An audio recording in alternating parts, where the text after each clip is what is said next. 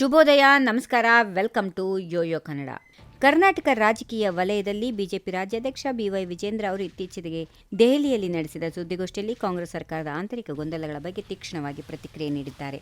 ಉಪಮುಖ್ಯಮಂತ್ರಿ ಡಿಕೆ ಶಿವಕುಮಾರ್ ಅವರು ಬಿಜೆಪಿ ಹಾಗೂ ಕೇಂದ್ರ ಗೃಹ ಸಚಿವ ಅಮಿತ್ ಶಾ ಅವರೊಂದಿಗೆ ರಹಸ್ಯ ಸಂಪರ್ಕದಲ್ಲಿದ್ದಾರೆಂಬ ಆರೋಪಗಳನ್ನು ಸಂಪೂರ್ಣವಾಗಿ ತಳ್ಳಿಹಾಕಿದ ವಿಜೇಂದ್ರ, ಇದು ಸತ್ಯಕ್ಕೆ ದೂರವಾದ ಸುಳ್ಳು ಸುದ್ದಿ. ಕಾಂಗ್ರೆಸ್ನ ಆಂತರಿಕ ವ್ಯವಹಾರಗಳಲ್ಲಿ ಬಿಜೆಪಿಗೆ ಯಾವುದೇ ಆಸಕ್ತಿ ಇಲ್ಲ ಎಂದು ಸ್ಪಷ್ಟಪಡಿಸಿದರು. ಕಾಂಗ್ರೆಸ್ನಲ್ಲಿಯೇ ಕೆಲವರು ಈ ರೀತಿಯ ಗಾಳಿ ಸುದ್ದಿಗಳನ್ನು ಹರಿದಾಡಿಸುತ್ತಾ ಇದ್ದಾರೆ ಎಂದು ಆರೋಪಿಸಿದ ವಿಜೇಂದ್ರ, ಮುಖ್ಯಮಂತ್ರಿ ಸಿದ್ದರಾಮಯ್ಯ ಮತ್ತು ಉಪಮುಖ್ಯಮಂತ್ರಿ ಡಿಕೆ ಶಿವಕುಮಾರ್ ಅವರು ಅಧಿಕಾರದ ಹಣಾಹಣಿಯಲ್ಲಿ ಮುಳುಗಿದ್ದಾರೆ. ಈ ಆಂತರಿಕ ಕಚ್ಚಾಟದಿಂದಲೇ ಸರ್ಕಾರದ ಆಡಳಿತ ಸಂಪೂರ್ಣವಾಗಿ ಕುಸಿದು ಬಿದ್ದಿದೆ. ಪ್ರತಿ ತಿಂಗಳು 3 ಬಾರಿ ಡಿಕೆ ಶಿವಕುಮಾರ್ ದೆಹಲಿಗೆ ಓಡಾಡಿ ಪಕ್ಷದ ಹೈಕಮಾಂಡ್ ಬಳಿ ಲಾಬಿ ಮಾಡುತ್ತಿದ್ದಾರೆ. ಆದರೆ ನಮಗೆ ಇದರಲ್ಲಿ ಮಧ್ಯಪ್ರವೇಶಿಸುವ ಆಸಕ್ತಿಯೇ ಇಲ್ಲ. ಕಾಂಗ್ರೆಸ್ ಸರ್ಕಾರ ತಾನಾಗಿಯೇ ಕುಸಿದು ಬೀಳಲಿದೆ. ಜನಸಾಮಾನ್ಯರ ಬಳಿ ಕಾಂಗ್ರೆಸ್ ಸರ್ಕಾರ ತನ್ನ ವಿಶ್ವಾಸಾರ್ಹತೆಯನ್ನ ಸಂಪೂರ್ಣವಾಗಿ ಕಳೆದುಕೊಂಡಿದೆ ಎಂದು ಆರೋಪಿಸಿದ ಅವರು, ಕಾಂಗ್ರೆಸ್ ಅಧಿಕಾರಕ್ಕೆ ಬಂದಾಗಿನಿಂದ ರಾಜ್ಯದಲ್ಲಿ ಬೆಲೆ ಏರಿಕೆ ತೀವ್ರಗೊಂಡಿದೆ. ಹಣದ ಉಬ್ಬರದಿಂದ ಜನರು ಬಳಲುತ್ತಿದ್ದಾರೆ. ಈ ಸರ್ಕಾರದ ಅವಧಿ ಮುಗಿಯುವವರೆಗೆ ರಾಜ್ಯದ ಜನತೆ ಕಾಯುತ್ತಾ ಕುಳಿತಿದ್ದಾರೆ ಎಂದು ಕಿಡಿಕಾರಿದರು.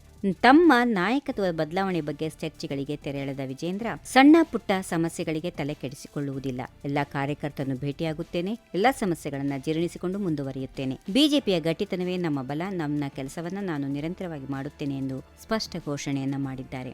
ಈ ವಿಡಿಯೋ ನಿಮಗೆ ಇಷ್ಟವಾದಲ್ಲಿ ಲೈಕ್ ಮಾಡಿ, ಶೇರ್ ಮಾಡಿ, ಸಬ್ಸ್ಕ್ರೈಬ್ ಮಾಡಿ.